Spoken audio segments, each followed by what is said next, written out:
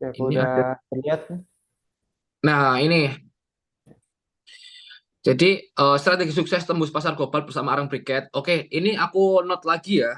Note lagi ya. Jadi ini kalau untuk Arang sendiri itu memang lebih baik ke pasar internasional, tapi tidak menutup kemungkinan Arang Briket ini bisa kalian manfaatkan peluangnya di pasar lokal. Nah, ini aku akan bakal bahas juga nanti di sesi yang market seperti itu. Hmm. Nah, oke, mungkin untuk pertama-tama langsung aja next ke slide pertama. Nah, ada kategori arang yang bisa diekspor. Saya bilang kenapa arang yang bisa diekspor karena ini adalah umumnya dari permintaan buyer atau customer di luar sana. Jadi ada banyak arang di sana, mungkin yang kurang apa namanya di Indonesia punya itu seperti Afrika, seperti lam charcoal dan lain-lain yang memang notabene-nya kayu itu didapatkan bahan baku kayu itu didapatkan bukan di negara Indonesia. Nah, ini aku akan bagikan tiga komoditi. Jadi di charcoal briquette ini, di charcoal di arang ini, kalau untuk apa namanya mendirikan sebuah pabrik itu ada 3 FA atau 4 FA. FA ini adalah factory audit. Yang pertama itu adalah sawdust charcoal briquette ya. Sawdust charcoal briquette dan yang kedua ada coconut shell charcoal briquette. Yang ketiga ada wood charcoal dan ada lagi sebenarnya yang keempat itu adalah barbecue wooden charcoal. Nah, barbecue wooden charcoal ini adalah gabungan dari ketiga ini. Seperti itu. Jadi memang ini adalah tiga jenis arang yang memang diminati oleh customer atau pasar global seperti itu. Nah, ini aku next selanjutnya aku akan menjelaskan tentang basicnya dulu. Kenapa kalian harus apa namanya mengetahui basic? Ya, karena gini, ketika apa namanya customer atau buyer merespon kalian dengan cepat, ya otomatis kalian harus menjawab pertanyaan buyer itu dengan cepat dan profesional, tegas dan lincah seperti itu. Dan salah satunya apa? Ya, mengetahui product knowledge yang buyer ketahui seperti itu. Oke, next mungkin Mas. Nah, ini. Jadi sawdust charcoal briquette itu namanya juga sawdust ya, serbuk gergaji ya.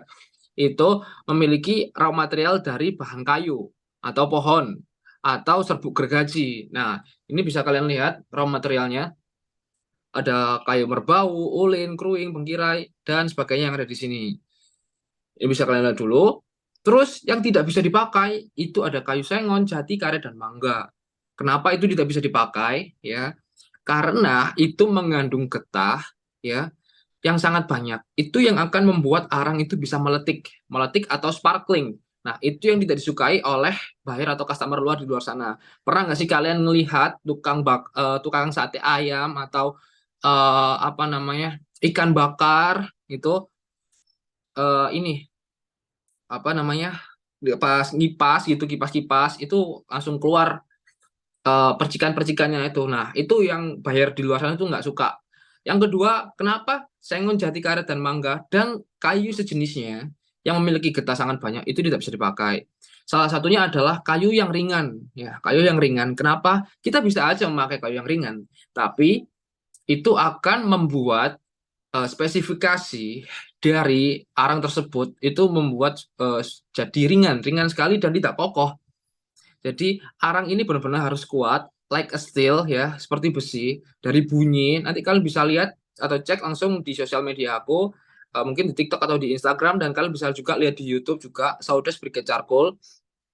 Itu ada cara mengetahui untuk spesifikasi yang bagus itu ada di bunyi, terus habis itu ada di crack ya. Kalau kalian tahu crack itu apa, crack itu adalah permukaan arang yang tidak mulus, ibaratnya kayak seperti itulah. Jadi kayak ada apa ya, percikan-percikan pasir-pasir gitu ya nggak kasar lah, percikan kasar seperti itu.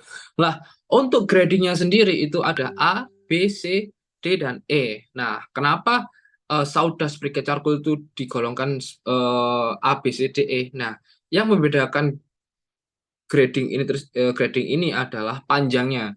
Jadi mulai dari A ini panjangnya 15 cm up ya. Terus yang B ini 10 sampai 15 cm.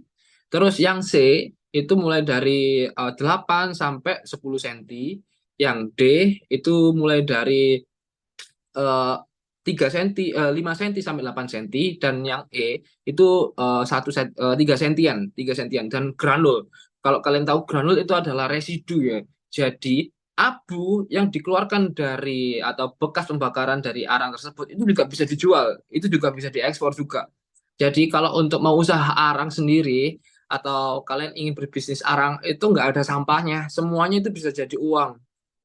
Tapi memang apa namanya, lebih banyak dicari itu ada gradingnya, itu ada ABC, ada BC, BCD, dan AP. Kenapa itu harus di mix ya? Nggak bisa kita jual misalnya menyediakan A aja, B aja, C aja, D aja, itu nggak bisa. Jadi ketika ini juga bermanfaat buat kalian. Jadi ketika ada buyer mau nanya ke kalian, eh excuse me, are you selling, atau apakah kamu menjual sawdust briquette charcoal grading A gitu. Nah, kalian langsung sigap untuk menjawab, ya kita menjual grading A, tapi kita harus mix dengan grading B. Itu semua pabrik.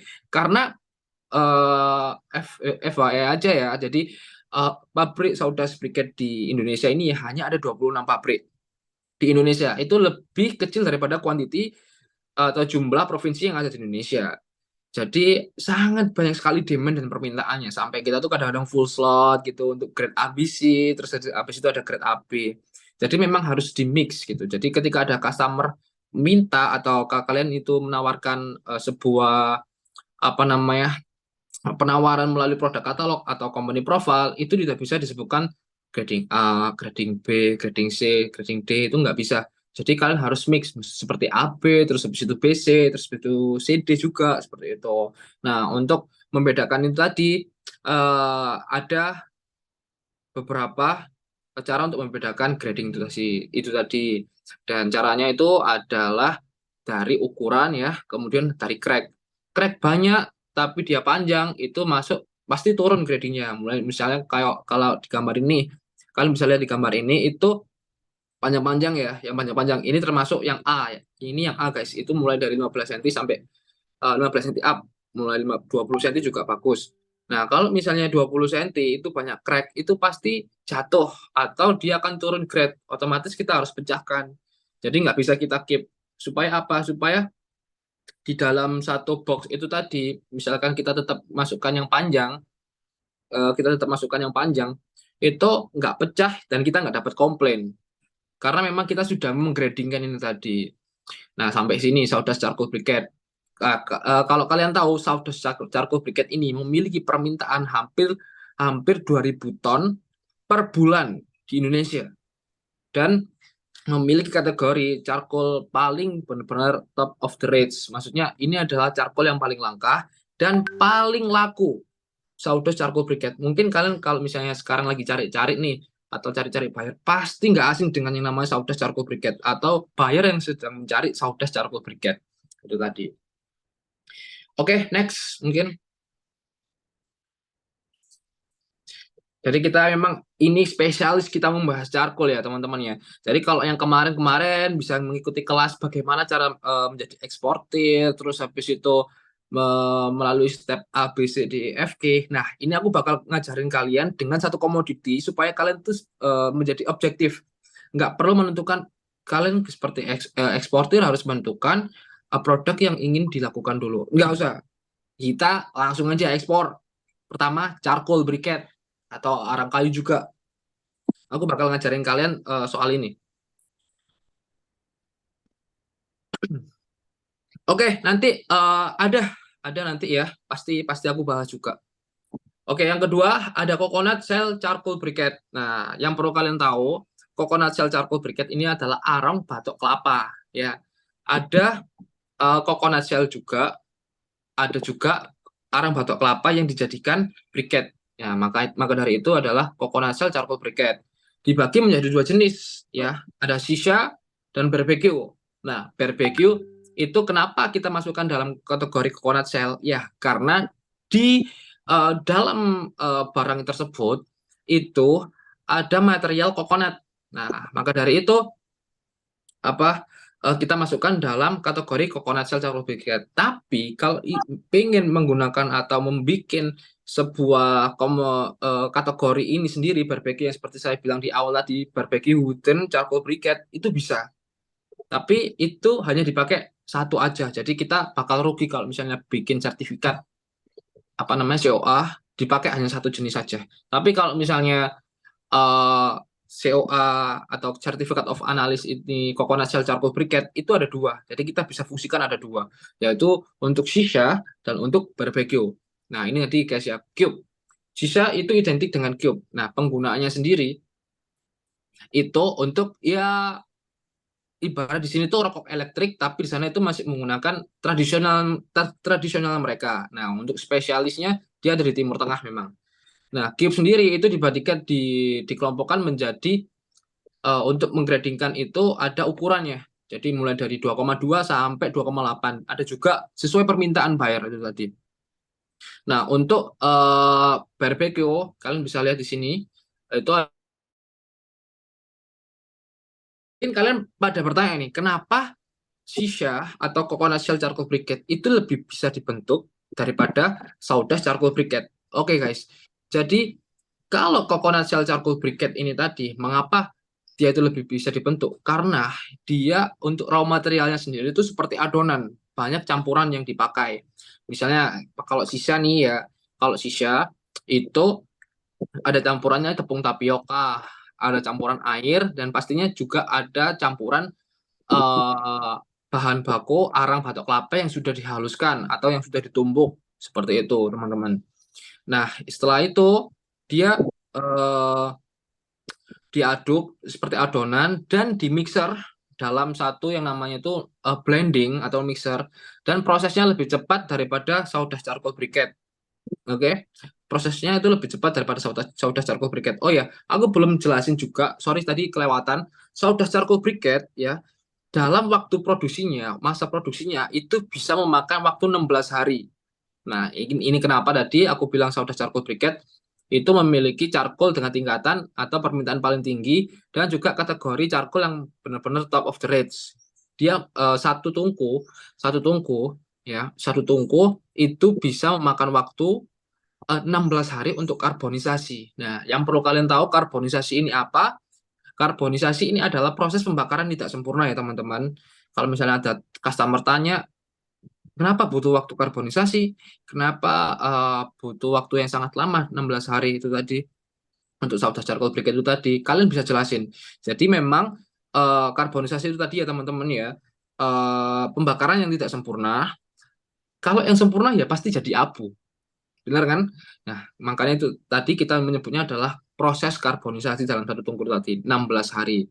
7 hari untuk pembakaran sawdust charcoal briquette dalam satu tungku ya, sawdust kita masukkan atau sawdust mentah kita masukkan di situ, kita bakar dengan api yang menyala kurang lebih 1000 Celcius ya, 1000 derajat Celcius, membakar itu tadi 7 hari, dan untuk mematikannya itu tidak pakai air.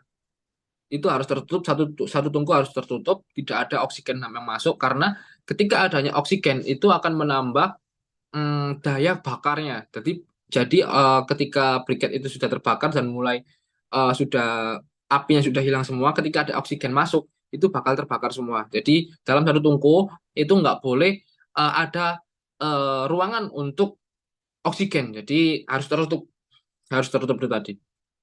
7 hari untuk proses pembakaran, dan selebihnya itu adalah proses pendinginan. Jadi kita dinginkan secara alami, tidak menggunakan air atau disemprot gitu. Nah, itu tadi yang bikin mahalnya itu di situ. Prosesnya yang sangat lama, 16 hari.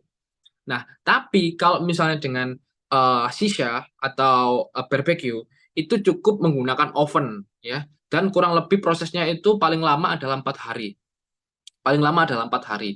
Jadi ini seperti masak adonan. Kalau kalian pernah membantu orang tua kalian dalam membuat kue, atau kalian ke toko kue dan melihat sebuah adonan dimasukkan dalam oven, ya itu seperti sisa ini tadi.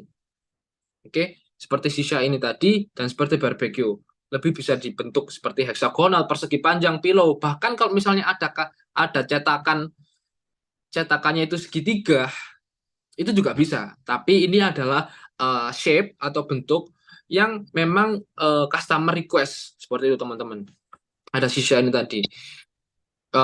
Terus untuk prosesnya itu cepat memang dalam satu hari itu bisa memproduksi langsung dan bisa untuk cara mengiringkannya itu ada dua ya, itu dengan cara dikeringkan secara alami itu melalui panas matahari, dan yang kedua adalah melalui oven. Nah ini kalau yang cube atau sisa atau barbeque ini bisa kalian mulai sendiri di rumah teman-teman, karena eh, rumahan juga atau home industry itu kalian bisa mencoba untuk membuat sisa atau barbeque sendiri. Tapi kalau misalnya untuk saudas charcoal briquette itu kalian nggak bakal bisa, karena memang itu dibutuhkan mesin dan juga lahan yang cukup luas untuk membuat tungku-tungku yang khusus, dan memang cara prosesnya itu memang rumit sekali kalau untuk saudas charcoal briquette. Kalau untuk kalian ingin berusaha atau mendirikan, aku punya keinginan, aku mau ekspor tapi pengen mengekspor barangku sendiri, aku nggak mengambil dari supplier, mungkin kalian bisa mengawali dari sini, dari pembuatan sisa atau barbeque itu tadi. Itu banyak sekali disediakan alat cetaknya dan lain-lain. Itu di Tokopedia, di Shopee dan lain-lain itu ada semua. Oke, lanjut lagi. Ini kita akan membahas tentang charcoal ya habis ini ya. Ini tadi ada yang tanya tentang halapan ya, tamarin, tamarin coffee, mangrove, halapan dan hardwood. Nah, kenapa wood charcoal ya itu beda dengan charcoal briquette? Oke. Yang perlu kalian ketahui yang perlu kalian ketahui nanti itu ada di bawah juga. Jadi kalau apa namanya? Briquette itu adalah bahan baku. Jadi bahan baku yang terbuat dari material organik. Biasanya itu serbuk kayu seperti saya ini tadi yang saya udah bilang tadi, atau kokonat, kelapa dan limbah lainnya. Terus menggunakan campuran dan menggunakan mesin dengan press tekanan tinggi seperti itu. Nah, kalau misalnya yang bucarkol sendiri ini adalah proses pembuatan arang secara alami teman-teman, arang kayu ya, bucarkol arang kayu. Jadi untuk tamarin nih, tamarin ini terbuat dari kayu asam ya. Itu biasanya ada di pelosok timur dan juga ada di Jawa Timur, Jawa Tengah, terus di Sumatera juga ada, banyak. Pokoknya yang kayu asam. Kenapa tamarin ini bagus dan banyak sekali permintaannya? Karena kayunya keras dan dia tidak meletik kalau untuk tamarin sendiri.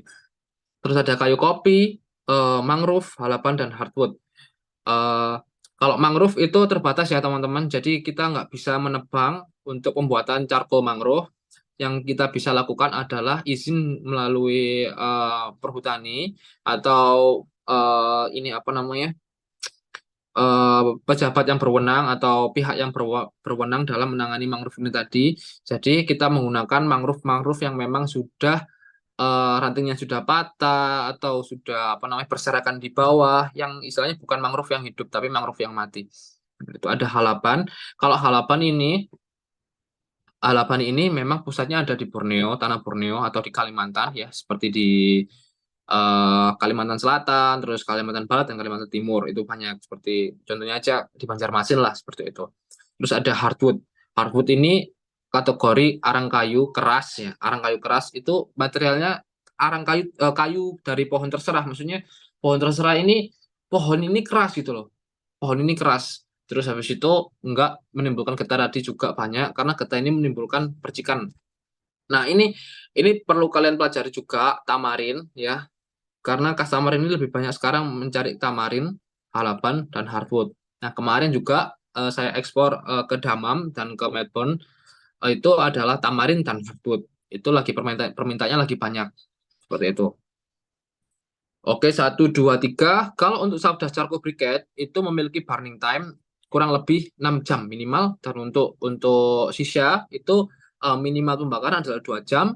Terus untuk wood charcoal itu minimal pembakaran adalah 3 jam seperti itu. Jadi memang nggak dibentuk kalau untuk wood charcoal ini tadi. Ya seperti inilah. Jadi arang kayu kayu pohon ya, pohon itu masuk ke dalam satu tungku, udah nggak diapa-apain ya, cuma ditebang aja terus dimasukkan dalam satu tungku, dan prosesnya itu sangat cepat sekali ya, 4 hari langsung panen, 4 hari langsung panen, 4 hari langsung panen. Kalau misalnya kalian ingin itu 4 hari itu adalah standar bagus ya, jadi kalau misalnya kalian pengen lebih bagus lagi, pengen lebih keras lagi dan pengen lebih nyaring lagi bunyinya supaya customer tertarik itu bisa menambahkan waktunya untuk karbonisasi itu biar agak lama sedikit. Jadi lima lima ini ada tamarin, coffee, mangrove, valapan, hardwood ini tadi itu memiliki satu kategori atau satu factory audit yang judulnya adalah wood charcoal. Jadi kalau misalnya ada customer yang minta COA atau apa data itu kok loh kok ini wood charcoal? Oh iya ini sama aja karena memang ini adalah arang kayu. Jadi ini istilahnya judulnya itu arang kayu dan ini adalah jenis-jenisnya seperti itu. Nanti dari sini mungkin lebih afdolnya lagi dari apa yang sudah ditampilkan di PPT dan sudah saya jelaskan nanti bisa ditanyakan di penghujung acara. Oke? Karena lebih baik saya berinteraksi langsung dengan kalian, biar kalian juga paham. Nah, ini guys, ya kalian bisa tahu ada spesifikasinya, ada sawdust charcoal briquette, ada hardwood charcoal. Nah, aku akan kasih tahu apa namanya askonten ini apa. Askonten ini adalah kandungan abu, ya. Ya, kandungan abu yang diminta oleh customer ini itu harus rendah, pastinya di bawah 3%. Di bawah 3% itu sudah memiliki market di tiga benua ini tadi. Seperti ini. Kalau kalau sawdust charcoal briquette memang rata-rata 2,6%, terus sampai 3% itu paling besar. Terus untuk ash color itu adalah warna abu. Warna abu yang diminta itu bukan warna kuning atau hitam dan warna-warna lainnya yang diminta adalah warna putih atau abu-abu. Tapi lebih bagusnya adalah warna putih.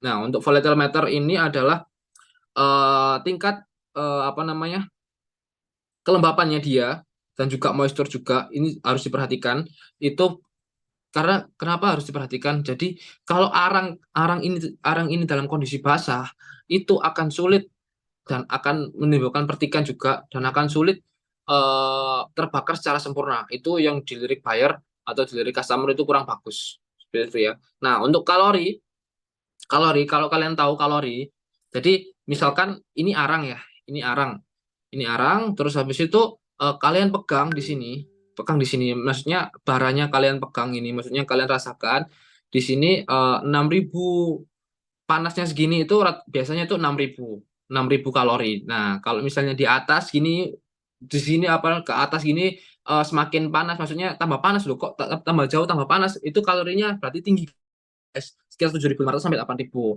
Nah, itu kenapa disebutkan kalori. Tapi kalori ini itu enggak disebutkan dalam ini Certificate of Analysis yang disebutkan dalam Certificate of Analysis adalah fixed karbonnya. Jadi kalau kalori ini kita tes sendiri memang menggunakan tes temperatur itu tadi yang bisa kita lihat sendiri. Oke, ada hardwood charcoal tadi seperti tadi saya jelaskan juga as content, as color, volatile matter dan moisture seperti tadi. Kalau untuk kalorinya hardwood charcoal itu normalnya 6.000 sampai 6.500 karena notabene-nya untuk hardwood charcoal adalah untuk pembakaran restoran ya, restoran biasa dan untuk apa namanya? Menjaga supaya makanan ini tidak gosong dan apinya itu stabil, maksudnya baranya itu stabil. Nah, tapi kalau misalnya sawdust charcoal briquette ini kan panas sekali. Itu rata-rata dibuat untuk apa namanya restoran-restoran yang kayak membakar sup dan lain-lain yang memang benar-benar mengharuskan cepat panas dan cepat selesai. Ini ya teman-teman untuk sisa charcoal briquette. Nah, digolongkan biasanya kita itu menggolongkan sebagai tiga. Nah, ini adalah bahan juga kalian untuk membuat produk katalog kalian dan company profile kalian. Seperti inilah contohnya nanti. Jadi harus kalian kategorikan guys. Itu ada premium A, premium B, premium C itu tadi. Nah, yang membedakan premium itu apa? Kalau untuk sisa ya. Ya kalau untuk sisa yang membedakan premium itu adalah as kontennya. Oke, nah, as konten dan burning time-nya itu tadi. Semakin kecil as konten, presentasi as kontennya itu semakin bagus.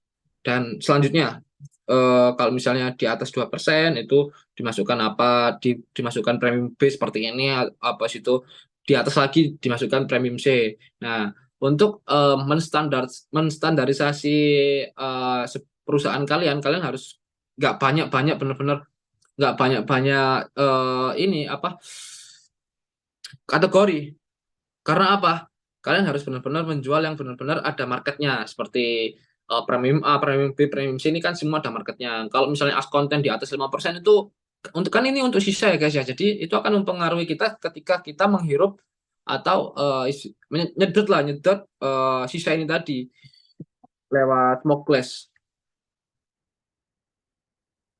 Nah, ini tadi guys ya, bisa kalian baca perbedaan charcoal briquette dengan wood charcoal. Oke. Kalau untuk charcoal briquette itu memang identik dengan campurannya guys. Seperti tepung tapioka, terus sapi selim. Tapi kalau untuk sauda charcoal briquette ini semua itu 100% natural wood ya. Untuk perkatnya sendiri itu dia menggunakan kayu juga yang memiliki shape atau bentuk itu agak kasar. Nah, itu yang akan membuat apa namanya? Perekatnya di situ. Oke, next. Nah, ini nanti yang saya jelaskan tadi juga, premium A, premium B, premium C tadi ya, seperti itu. Nah, ini adalah eh, apa namanya, market ya, maksudnya tiga kategori yang sudah memiliki market memang di sini. Nah, mungkin kalau kalian ingin menjual nanti mungkin bisa diawali dengan tiga kategori ini, karena saya pastikan tiga kategori ini sudah ada marketnya guys, gitu. Oke, next mungkin. Ya, ini ada perbedaan charcoal briquette dengan wood charcoal ya. Kalau kalian ditanya buyer, kenapa kalian harus membedakan ya? Atau kalian mengedukasi teman-teman? Iya, dapat nanti PPT bisa dikirim teman-teman, tenang aja.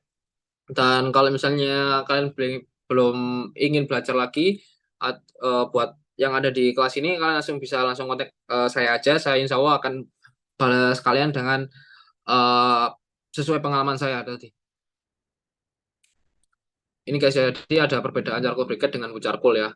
Kenapa bahan baku apa namanya arang kayu ini tadi atau wood charcoal ini tidak pakai perekat, terus tepung tapioka dan lain-lain. Nah, memang itu adalah origin, maksudnya arang arang kayu asli gitu. Dan harganya memang lebih murah guys kalau misalnya untuk wood charcoal itu tadi. Oke, next. Nah, ini tadi guys ya, perbedaan charcoal briquette dengan wood charcoal kita tetap masuk ya. Dan kalian harus tahu guys ya, untuk membedakan wood charcoal ya, ada tamarin, halaban, kopi dan lain-lain ya. Itu bisa dibedakan, itu sangat sulit dibedakan karena apa? Teksturnya hampir teksturnya hampir sama semua gitu. Seperti ini yang bisa kalian lihat di gambar, seperti ini, arang kayu. Nggak ada yang bisa dilihat seperti briquette yang bisa dicetak itu tadi. Jadi seperti ini. Ini bisa kalian lihat di sini ya. Nanti kalau ada yang belum paham, langsung aja tanyakan langsung di penghujung acara guys ya. Karena saya tidak sabar untuk menunggu tanya jawab dengan kalian. Oke, next kita akan, ini adalah poin penting. Ini kita akan membahas market ekspor ya. Oke, kebetulan saya sudah, kalau saya bisa share di sini ya, saya bisa share portofolio saya untuk sudah mengekspor beberapa negara. Mungkin kalian juga bingung kenapa apa namanya saya bisa mengekspor ke berbagai negara. Nah, nanti ada tipsnya juga di PPT yang sudah saya berikan. Jadi kalian bisa belajar di situ. Nah, ini ya. Oke, perlu kalian ketahui, jadi kondisi pasar dapat berubah seiring waktu dan data perdagangan dapat bervariasi tergantung pada faktor termasuk kebijakan energi di setiap negara, ya terus habis itu harga komoditas atau harga bahan baku dan perubahan dalam struktur industri. Seperti itu guys. Jadi market ekspor ini kalau misalnya kalian ingin mengekspor arang kayu, oke? Kalian nggak bisa, kalian kalian pertama dapatnya di Melbourne atau di Australia, kalian nggak bisa stuck di situ ya, kalian harus segera melebarkan sayap supaya apa, karena market ini eh, apa namanya sering berganti gitu guys gitu. Nah, untuk pertama market ekspor untuk arang itu ada di Timur Tengah ya guys ya, utamanya yang paling utama adalah di Saudi Arabia. Oke, itu portnya ada sekali, banyak sekali, dan kotanya juga juga banyak sekali, seperti ada Damam, ada Jeddah, ada Riyadh, terus ada banyak sekali. Di Saudi Arabia itu sekarang memiliki permintaan atau pengimpor arang terbesar pertama di Saudi Arabia, dan disusul oleh para anggota negara di Timur Tengah juga seperti Kuwait, Qatar dan lain-lain ya. Ini. Kenapa saya bisa bilang seperti ini? Karena ini sudah saya lakukan, guys. Maksudnya saya sudah mengekspor ke negara-negara ini. Dan kalau ke Eropa, itu ada di Jerman, Yunani, Belanda, Spanyol, Inggris Raya atau Great Britania seperti itu tadi. Nah, kenapa? Karena harus tahu kenapa bisa kita rencana tembuskan market ke Timur Tengah ya, misalnya seperti itu ya.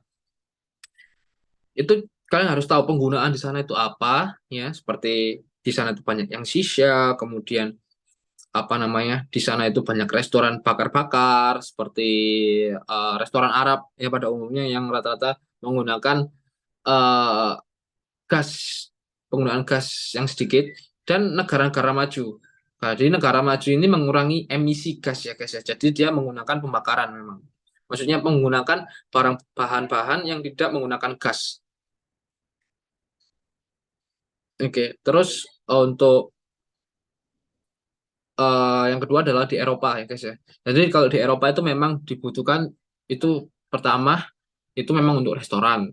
Terus yang kedua itu untuk penghangat, memang di sana itu di Eropa itu musim dinginnya itu benar-benar lama guys. Apalagi seperti sekarang ini, aduh banyak sekali permintaan ke Eropa. Untuk yang perlu kalian ketahui, hari ini saya juga staffing juga untuk ke Chicago juga. Terus untuk hari Selasa aku staffing juga ke Los Angeles, ke United States. Itu 2 kontainer juga. Ada di Briquet Shisha dan ada di Arangkayu. Itu tadi. Ya, kalian bisa pantengin aja, kalau kalian nggak percaya langsung aja cek aja langsung. Nanti aku bakal update di situ untuk proses staffing ekspornya itu tadi. Kalau kalian, loh Mas, kok bisa cepat itu mendapatkan customer di sana? Oke, ntar aku bahas di sini, tenang aja. Terus ada di Amerika ya, seperti Kanada, Amerika Serikat itu tadi. Amerika Serikat juga luas sekali, oke. Terus Asia dan sekitarnya. Kenapa Asia saya masukkan ke dalam peringkat paling akhir untuk apa namanya market ekspor kalian? Ya, ini nanti kalau kalian kan kalian sudah tahu nih kayak produk-produk knowledge-nya, kemudian habis itu spesifikasi dan lain-lain ya sudah kalian pelajari, dan juga jangan pernah ini guys ya, satu yang harus kalian ketahui, jangan pernah menyalahkan kelas ya, karena kelas ini hanya membantu untuk mengarahkan kalian ya. Dari dulu saya tidak pernah menyalahkan kelas, saya ingin belajar secara pribadi ya, secara pribadi. Jadi keinginan saya supaya saya ini bisa melakukan ekspor ini dengan cara apa. Jadi kelas ini memang untuk membantu mengarahkan kita dan membangun relasi dari tim-tim atau teman-teman yang ada di kelas ini tadi. Itu. Jadi terima aja manfaat baiknya dan selalu hilangkan stigma negatif dari yang kelas seperti ini guys ya. Karena apa, semua balik lagi pada diri kalian sendiri. Oke, kita di sini hanya mengarahkan aja karena kita berdasarkan pengalaman gitu loh. Jadi kita yang apa namanya, kita yang muncul dulu, kita yang berusaha untuk mengekspor dan lain-lain. Jadi teman-teman mengikuti, kita mengarahkan step-stepnya seperti apa gitu. Nah kalau misalnya kalian ngerasa apa namanya pesimis, nggak closing closing, coba langsung aja dirubah mindset kalian. Bagaimana aku bisa nggak closing, sedangkan teman-teman di luar sana itu bisa closing. Mungkin dari cara penawaran, dari cara konsistensi kalian, terus habis itu religi kalian juga itu juga dipertanyakan juga. Terus ada beberapa faktor memang yang harus didukung. Seperti apa? Yaitu nggak boleh introvert, kemudian harus benar-benar lincah, aktif mencari peluang, proaktif dalam sosial media, sering berkomunikasi, seperti itu, sering riset-riset juga. Nah, setelah aku kasih tahu market ekspor ini tadi, nah ini kalian bisa nanti saya jelaskan juga untuk mencari bayarnya juga di bawah, karena ini dulu untuk mengawali ini 2019, sebelum saya dulu itu mengawalinya dengan menjual lokal, guys. Jadi menjual lokal dari pabrik A, pabrik B, pabrik C. Setelah mendapatkan relasi, akhirnya saya bisa menggait customer sendiri, terus saya tawarin juga dengan service and handling saya sendiri, bagaimana kita men-treatment customer dengan baik, yang nantinya bisa berpindah atau berpindah ke hati, maksudnya ke lain hati atau ke saya itu tadi. Oke, next. Nah, ini tadi guys ya. Oke, ini saya nggak menyarankan kalian berlangganan ya. Kalian berlangganan seperti GoForward, kemudian ada TradeGate dan lain-lain atau platform-platform ekspor atau B2B yang mengharuskan kalian untuk membayar. Karena banyak di luar sana customer-customer yang bisa dapatkan yang bisa kalian dapatkan secara gratis. Contohnya aja pada komunitas, oke? Contoh mungkin di komunitas Mr. Exporter ini dia aktif dalam memberikan edukasi, terus kemudian memberikan pertanyaan, atau ada yang punya shisha, ada yang punya barbecue, atau ada yang punya saudas, itu kalian bisa saling apa namanya bertukar pikiran di situ. Oh, aku punya barang ini. Oh, aku punya barang ini. Gimana marketnya? Gimana bayarnya? Kalau misalnya nggak deal nggak apa-apa. Yang penting itu kalian punya koneksi gitu loh. Oke, membangun branding kalian sendiri dalam satu komunitas. Contohnya seperti ini. Saya masuk dalam satu komunitas, ya. Saya selalu share arang, arang, arang dan arang. Ketika orang mencari arang, mereka akan tanya siapa? Ya pasti tanya aku, karena aku yang selalu muncul di sebuah komunitas ini, selalu menawarkan dan selalu berinteraksi dengan mereka tentang produk aku yang ingin aku ekspor, yaitu arang itu tadi. Jadi di sebuah komunitas, kalian masuk aja komunitas itu tadi di sosial-sosial media. Contohnya aja di Facebook, di LinkedIn, dan komunitas-komunitas di platform manapun itu yang berbasis ekspor, ekspor atau impor, kalian masuk aja di situ. Oke? Ada Facebook juga, guys. Jadi Facebook ini itu benar-benar sangat signifikan. Oke, aku bisa bilang 80% orang sana itu tidak tidak main yang namanya Instagram atau Twitter. Jadi dia itu pasti bermain Facebook. Nah, ini 80% dari buyer-buyer aku ya, guys ya. Jadi mereka pasti bermain Facebook di luar sana tadi. Nah, kalau untuk menentukan buyer, mencari buyer di Facebook itu tadi, kalian bisa cari sesuai dengan memfilter negaranya. Seperti tadi di Timur Tengah ya, di Saudi Arabia. Kalian masuk ke laman Facebook di Saudi Arabia, gitu. Nah, tapi aku nggak bisa bahasanya, tapi aku sulit untuk menerjemahkannya. Tolong buang stigma itu ya, karena di sini tuh banyak sekali sekarang teknologi canggih seperti ChatGPT, habis itu ada Translate Google juga, itu kalian bisa memanfaatkan itu. Kalau saya sendiri, saya prefer ke ChatGPT untuk mentranslate itu tadi, karena memang benar-benar bahasanya adalah bahasa yang umum atau global yang bisa kita terapkan atau kita bisa pelajari untuk berkomunikasi dengan calon customer di luar sana. Ada Facebook ya, salah satunya kalian bisa masuk ke komunitas ya. Contohnya aja kalian bisa cari search saja uh, charcoal briquette Saudi Arabia atau charcoal briquette Indonesia atau supplier charcoal briquette Indonesia juga. Itu kalian bisa bisa cari. Nah, setelah kalian masuk dalam grup tersebut, ya, oke, kalian melihat postingan, kalian malu untuk posting dan lain-lain. Coba kalian melihat dari like ya, dari siapa yang menyukai postingan tersebut, siapa yang komen di apa namanya di postingan tersebut, itu kalian berusaha untuk direct atau untuk lincah atau lihai melihat gitu. Misalnya seperti ini, saya Ilham lagi posting apa namanya Ilham lagi posting arang kayu halaban seperti itu, yang nge-like 35, ada 3 orang luar yang sekiranya itu asing ya, itu langsung kalian add aja Facebooknya dan kalian tawarkan atau kalian memberikan pertanyaan seperti what can I help you, seperti itu. Apakah kamu sedang mencari produk arang? Saya bisa menyediakannya atau I can provide it.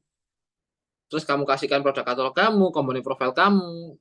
Kalau misalnya nggak punya company profile, kamu bisa memasukkan produk katalog. Kalau nggak punya produk katalog, kalian bisa kirimkan foto biasa dan beserta apa namanya penawaran harga kamu seperti itu. Jadi kalian harus lihat gitu loh. Jadi eh, dan kalau misalnya kalian buka sebuah profile yang ada misalnya profil orang luar nih, pasti di bawahnya langsung menyarankan semuanya orang luar. Dan itu juga sangat berpotensial sekali ya guys ya di Facebook. Oke. Karena di sana itu saling memiliki koneksi ya. Contohnya saya pernah gini guys. Jadi saya ini pernah dapat ya customer main arang, oke? Dia itu adalah di Bahrain, itu dia adalah perusahaan penyedia layanan pembersihan AC seperti itu. Jadi dia itu pemberian AC tersebut. Kemudian aku tawarkan aja karena di situ dia pernah komen di postingan orang yang lagi posting arang. Dia tanya barang apa ini dan harganya berapa, bagaimana potensinya. Oke, nah disitulah akhirnya saya masuk dan melihat peluang di sini dan melihat untuk menawarkan dan memberikan edukasi pada customer, ya, memberikan edukasi dan customer tentang charcoal ini tadi, profitnya gimana, untuk menentukan profit dan kalian bisa bilang ini profit untuk negaranya. Kalian harus benar-benar juga cek juga atau riset di market platform atau e-commerce luar sana secara global seperti Alibaba, terus habis itu ada Amazon juga, terus ada platform-platform lainnya yang bersifat global seperti itu. Nah, setelah kalian cari, misalnya dia lagi mencari arang kayu, kalian search aja arang kayu seperti itu. Nah, di situ dijual berapa. Nah, kalian bisa menghitungkan akhirnya di situ, memberikan saran dan lain-lain. Nah, akhirnya apa guys? Dia tertarik. Oke, dia tertarik, tapi memang cara menekankan kita dan meyakinkan sebuah customer ini memang sangat sulit sekali.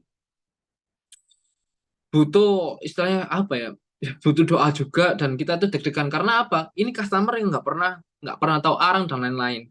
Tapi ternyata customer yang seperti ini adalah customer yang lebih mudah kita racuni atau kita edukasi dan mereka lebih tertarik gitu loh. Nah, alhamdulillah dan dia juga mau. Nah, ini di bulan aku pernah melakukan ini pada bulan Juli 2023 kemarin, barusan aja. Dan sudah memang aku sudah pernah kirim ke Bahrain. Dan sampai saat ini dia alhamdulillah sudah order lagi karena dia melihat potensi. Oh iya, Mister Islam ternyata di sini potensinya sangat besar sekali. Oke. Nah di sana itu guys jualnya itu nggak kiloan soalnya. Makanya kok di Timur Tengah ini di pasar Timur Tengah itu jualnya itu nggak kiloan kalau ke customer itu langsung satu sak. Jadi satu sak 20 kilo, satu sak 20 kilo, satu sak 20 kilo itu tadi. Jadi cepat banget repeat ordernya itu tadi. Oke, yang ketiga ada platform profesional, ada LinkedIn tadi, dan salah satunya kalian juga pertama juga harus bikin akun juga, ya akun LinkedIn juga. Ada kalian harus bikin dua akun profesional, satu untuk usaha kalian dan satu untuk kalian pribadi. Seperti itu. Seperti itu. Kenapa itu kalian harus buat seperti itu? Karena itu akan mensiasati supaya LinkedIn kalian itu benar-benar profesional. Jadi ada yang seperti misalnya saya nih ada Skyline, terus saya punya lagi untuk pribadi saya ada Muhammad Ilham. Jadi otomatis apa? Saya bikin untuk posting-posting di Skyline, ya posting-posting di Skyline, tapi untuk menawarkannya dipakai Ilham. Jadi nanti aku akan mengarahkan ke Skyline. Jadi seakan-akan aku adalah marketing director dari perusahaan ini. Jadi perusahaan ini atau Skyline ini akan terlihat profesional. Wah, ternyata dia punya staff atau marketing ya, gitu ya, seperti itu. Kalian harus bikin dua itu tadi. Setelah kalian posting-posting semua dan jangan lupa untuk masuk ke dalam grup juga. Untuk memfilter grup jangan lupa disesuaikan dengan negara tujuan atau negara yang ingin kamu tuju. Seperti apa? Misalnya ke Saudi Arabia. Ke Saudi Arabia apa namanya? Kamu klik aja di situ grup charcoal briquette atau arang kayu Saudi Arabia atau charcoal briquette Indonesia di situ. Karena banyak guys, jadi di luar sana itu memang mainnya Facebook sama LinkedIn. Itu aja sih. Kalau menurutku pribadi ya. Dan jangan lupa kalian lebih harus benar-benar signifikan atau selektif dalam memilih. Karena di sini ada buyer itu ada kategorinya ada banyak ya. Buyer sebagai agen, ya. Buyer sebagai calon supplier, jadi mereka selalu compare harga, direct buyer dan buyer distribution dan buyer trader juga. Ada banyak. Cara mensiasati itu adalah ya kalian harus tahu, maksudnya eh, kalau dia benar-benar buyer itu pasti dia tahu produk knowledge-nya itu tadi. Oke? Produk knowledge-nya itu tadi. Dia pasti tahu lah. Tapi kalau misalnya ada new buyer juga, ya kalian racuni dengan produk knowledge tersebut. Jangan lupa masuk ke grup-grup yang ke LinkedIn. Dan kalau misalnya kalian baru memulai, pasti kalian menemukan saya di setiap grup yang ada di LinkedIn. Karena saya selalu saya nggak peduli grup apa ini saya masukin aja. Saya berharap di situ ada feedback ketika orang nanti melihat saya ketika saya posting seperti itu. Dan ketika kalian mencari sebuah customer, misalnya kalian mencari saya nih customer Ilham dari Saudi Arabia, di bawahnya langsung itu langsung muncul rekomendasi importer charcoal atau akun-akun yang memiliki atau yang sering memposting tentang charcoal. Nah, di situ kalian adalah kesempatan kalian untuk menawarkan produk katalog kalian atau community profile kalian seperti itu. Ini guys ya, jadi dari komunitas Facebook dan LinkedIn itu saya bisa disimpulkan, oke, ini dari 3 ini bisa disimpulkan adalah kalian harus aktif dalam sebuah grup atau kalian harus banyak-banyak gabung dalam grup. Untuk apa? Menambah relasi, ya, menambah wawasan dan menambah calon customer kalian lah pastinya seperti itu. Oke, jadi di sini nggak harus ekspor guys ya. Lokal pun juga bisa. Kalau lokal itu berarti kita saling support, ya, saling support. Yang penting apa sih di sini tuh? Yang penting itu kita bisa mendapatkan uang gitu aja sih. Kalau menurut saya. Terus yang keempat ada di Google, ya. Kenapa saya sarankan di Google? Kalau cari di Google guys, itu bisa melalui Google Maps. Google Maps. Contoh, jadi ibaratkan, ya, misalnya saya nih, saya hidup di Indonesia, ya, saya tinggal di kota Sidoarjo, oke, ya saya tinggal cari toko atau retail yang menjual arang seperti itu. Nanti muncul seperti itu, muncul. Atau ini tak kasih eh, real real contohnya ya. Contohnya gini, aku mau ekspor, aku pengen ekspor ke Sydney, oke? Aku langsung search di Google Maps atau di Google, itu adalah retail wholesale Sydney atau toko distributor di Sydney. Aku search di situ, ya, aku search di situ, nanti muncul semua di bawah. Ada seperti kayak nama-namanya banyak, ada kayak banyak di sini. Nanti kalian bisa langsung terapkan aja.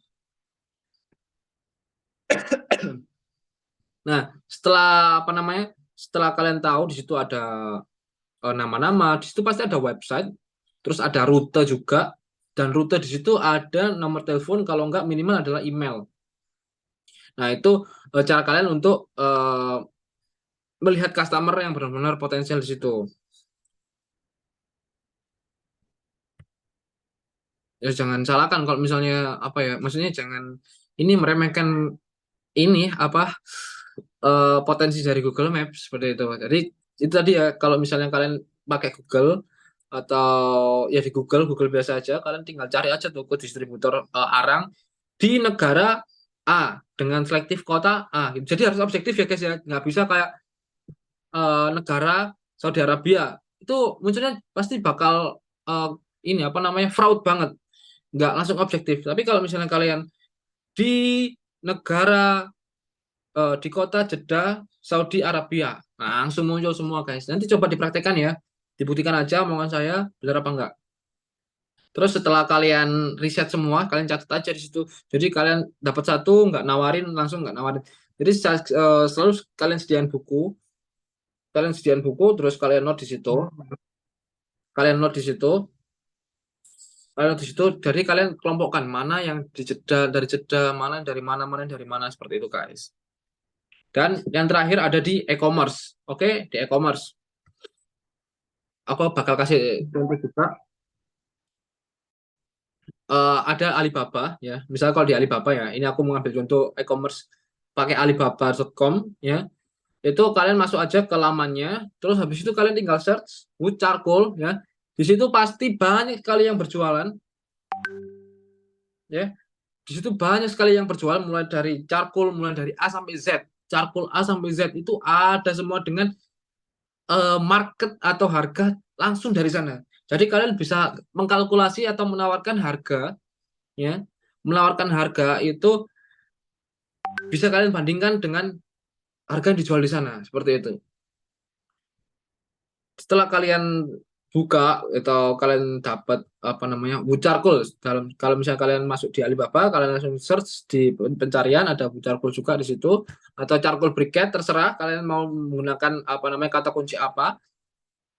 Nah, di situ akan ada yang namanya penjual, ya. Penjualnya siapa, terus habis itu kadang juga ada yang komen juga, pemasoknya siapa, itu bisa menjadi apa namanya ini target market kalian. Terus jangan lupa untuk cek di komen ya, untuk cek di komen, untuk cek di ulasan juga. Nah, di situ ada juga.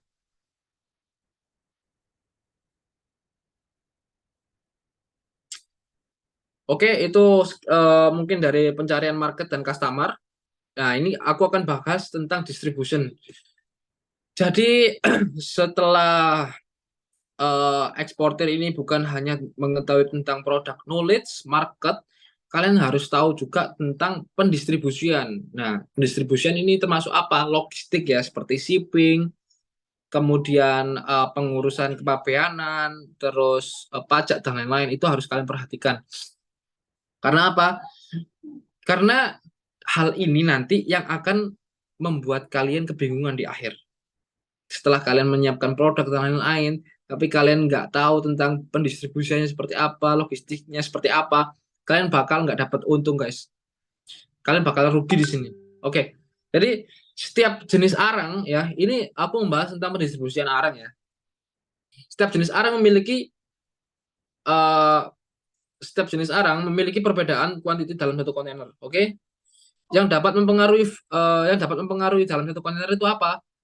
Ada volume box dan karung atau berat kotornya itu berapa. Itu harus juga diperhatikan. Oke, kalau misalnya kalian belum tahu yang high cube seperti apa, yang high cube untuk mengetahuinya adalah 1 kali 40 high cube itu untuk mengetahuinya adalah ada logo police line di atas.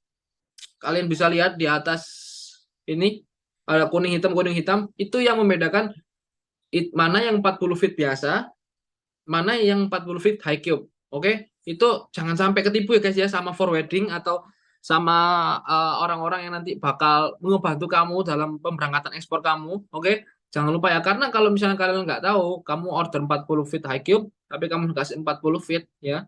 Memang sama semua guys, maksudnya sama, panjang juga, tapi ada yang membedakannya cuman ini tingginya tuh tingginya cuma beberapa senti aja.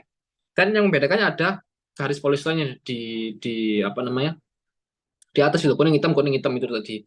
Nah, kalian harus tahu itu guys. Nah, sawdust dan barbecue itu memiliki apa namanya berat atau dalam satu kontainer ini tadi itu bisa masuk sekitar 26 sampai 27 ton atau dengan kuantiti 10 kilo dalam satu box itu 2.600 box sampai 2.700 box. Nah, kenapa?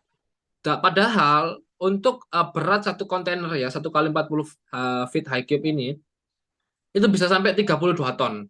Oke? 32 ton. Tapi maksimal gross weight-nya itu adalah 28,3 ton itu guys. Jadi nggak boleh lebih. Kalau misalnya kalian punya stigma atau mindset, loh barangku cuma 20 ton kok, pesanku 20 ton. Nah, apa emang kalian nggak ngitung saknya juga? Oke? Misal satu sak ini beratnya cuma 1 kilo gimana? Satu sak karung ini atau satu box itu beratnya 1 kilo gimana? 1 kilo dikalikan 1.000. Nah, pasti kan nambah lagi 10 ton.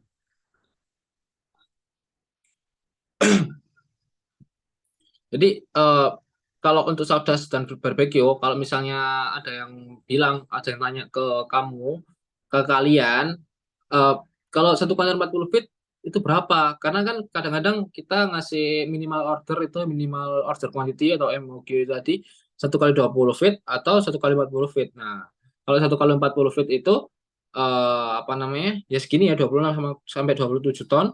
Terus untuk 1 kali 20 feet itu pasti setengahnya. Saudara barbecue dan sisa itu hampir sama. Tapi yang lebih apa namanya? Kenapa sisa nggak bisa hampir 27 ton? Ya, bisa sih, tapi itu benar-benar gambling sekali sih guys. Karena kalau untuk sisa itu memiliki 3 packaging. Jadi mulai dari inner plastik ya, plastik untuk mengemasi arang, terus ada inner box, box yang untuk mengemasi arang dalam plastik, dan ada master box juga. Oke, kalian harus tahu penyebutannya ya guys ya. Jadi plastik, misalnya plastik arang nggak boleh kayak gitu guys. Atau box cilik atau box kecil itu jangan. Jadi kalian harus benar-benar penyebutannya itu bahasa yang benar-benar umum untuk apa namanya target market ekspor kalian seperti inner plastik, terus inner box sama master box itu tadi. Nah, kalau master boxnya itu harus menggunakan yang benar-benar yang 2 play atau yang 1 play untuk sisa. Karena kalau untuk sisa itu ada 3 box itu tadi ya. Kalau untuk sawdust dan barbecue itu menggunakan box 2 play. Nah, ini pengetahuan juga buat kalian. Jadi ketika nanti apa namanya, customer kalian sudah mengirimkan desain ya, pastinya kalian kan meminta desain juga. Itu kalian bisa menyarankan ini atau kalian bisa membuatkan desain seperti itu. Nah, ini ya guys, terus habis itu ada arang kayu juga. Nah, ini sangat, kalau arang kayu ini memang benar-benar dalam satu kontainer 40 feet, walaupun berat max gross weight-nya itu ada 28,5, 28,3 sampai 28,5, itu tidak bisa masuk segitu guys. Karena apa? Kalau untuk arang kayu itu hampir sama semuanya, itu cuma terkendala di volume. Ya, oke. Kalau lu mas berarti kalau misalnya dimasukkan aja 50 kilo satu kontainer dalam kemasan 50 kilo ya. Itu malah jadinya cuma sedikit guys. Karena apa? Dia sulit untuk ditekuk, sulit untuk ditata seperti ini. Ini aja ya, ini kemarin itu nggak masuk 20 ton. Oke, karena karungnya membantal. Dalam foto ini tadi guys ya. Jangan lupa, itu nggak masuk 20 ton. Oke, next mas. Sampai lupa ini. Nah, ini tadi guys, ini. Dari satu foto kontainer ini ya yang saya ekspor kemarin itu nggak sampai 20 ton guys. Karena apa? Kalau kalian apa namanya itu harus memperhatikan satu. Kalian misalnya ada pemesanan barang barang kayu ya, tamarin. Ada yang pesan 20 kilo atau sekitar 1000 bags pakai bags 20 kilo. Itu karungnya itu harus dilebihin guys. Jadi pakai karung 22 kilo atau 21 kilo. Kenapa? Seperti itu supaya tidak menjadi bantal seperti ini. Jadi harus dipipihkan. Jadi harus dipipihkan supaya dia bisa ditata dengan baik dan bisa masuk 1000. Karena apa guys? Kalau misalnya kita tidak bisa uh, melengkapi atau memenuhi apa namanya permintaan customer, dia misalnya minta 20 ton terus habis itu kita nggak bisa meminta apa namanya menyediakan 20 ton juga dalam satu kontainer, itu bakal kecewa guys. Karena apa? Customer juga menghitung yang namanya cost shipping guys. Jadi semakin dia order barang banyak juga di situ, pasti kan dia juga menghitung cost shipping. Semakin eh, apa namanya semakin banyak barang dalam satu kontainer itu akan menghemat cost shipping. Seperti itulah untuk strateginya buyer itu tadi. Dan kalau untuk 20 Haikyu pasti setengahnya juga. Oke, next. Nah, ini guys ya. Jadi kalau untuk charcoal sendiri itu untuk treatment untuk menyiapkan kegiatan ekspor kalian itu punya perbedaannya karena charcoal ini termasuk dalam kategori dangerous good. Jadi untuk charcoal sendiri itu nggak bisa pakai shipping semua ya. Misalnya kita nggak bisa pakai, contohnya aja kalau misalnya shisha itu kita nggak bisa pakai Mars Line, atau produk coconut itu kita nggak bisa pakai Mars Line, dan apa namanya kita harus pakai MSC, kita harus pakai CMA seperti itu. Dan yang pertama adalah proforma invoice. Oke, proforma invoice. Jadi proforma invoice ini berisi apa? Spesifikasi, terus habis itu term of payment, nomor invoice, terus harga barang, quantity, hingga rekening kalian. Oke, yang kedua adalah invoice receipt. Ya, di situ ada ketika apa namanya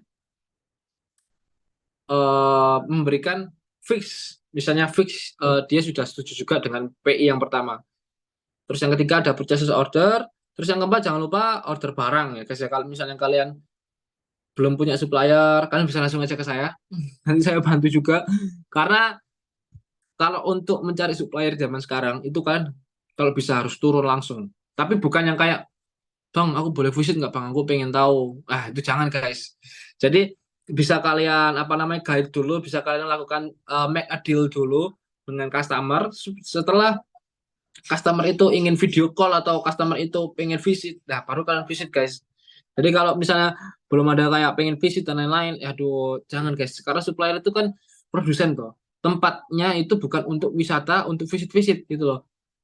Jadi untuk charcoal sendiri itu rata-rata tempatnya itu memang benar-benar intern. Terus tuh di tempat saya juga, di pabrik saya itu nggak sembarangan orang bisa masuk gitu loh. Terus ada preparing progress. Ini hal yang perlu disiapkan. Maksudnya ini adalah cara saya untuk mentreatment customer saya seperti itu guys.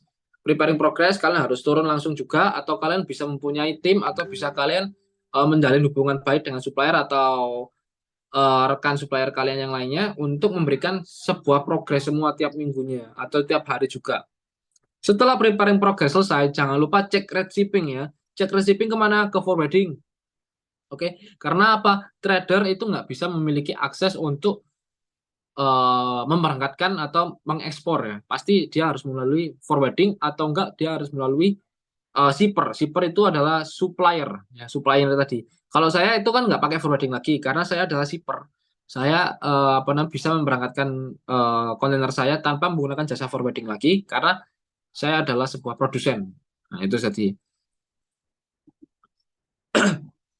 Terus ada jangan lupa booking shipping dan staffing schedule. Oke, ini yang rata-rata orang-orang itu salah. Maksudnya memiliki kesalahan di sini. Cek rate shipping ya, jangan lupa cek rate shipping ini kalau misalnya kalian ke forwarding, misalnya kalian tanya nih ke Saudi Arabia, portnya apa ya? Portnya apa? Cek rate shipping ini berlaku untuk cek harga CNF dan juga cek harga CIF ya. CNF ini adalah cost and freight, CIF ini adalah cost insurance freight. Yang pastinya CNF ini harga barang, harga shipping dibagi quantity dimasukkan ke dalam harga barang. Nah, contohnya gini. Misalnya harga shipping 4.000. Terus dengan quantity misalnya ini guys ya, dengan quantity 40 ton. 40 ton berarti itu tinggal dibagi aja, terus harga barangnya berapa? $300. Dimasukkan ke dalam $300 itu tadi. Itu kalau misalnya menghitung CNF guys ya. Jadi kalian nggak banyak tanya-tanya ke supplier dan shipping untuk menghitung CNF juga.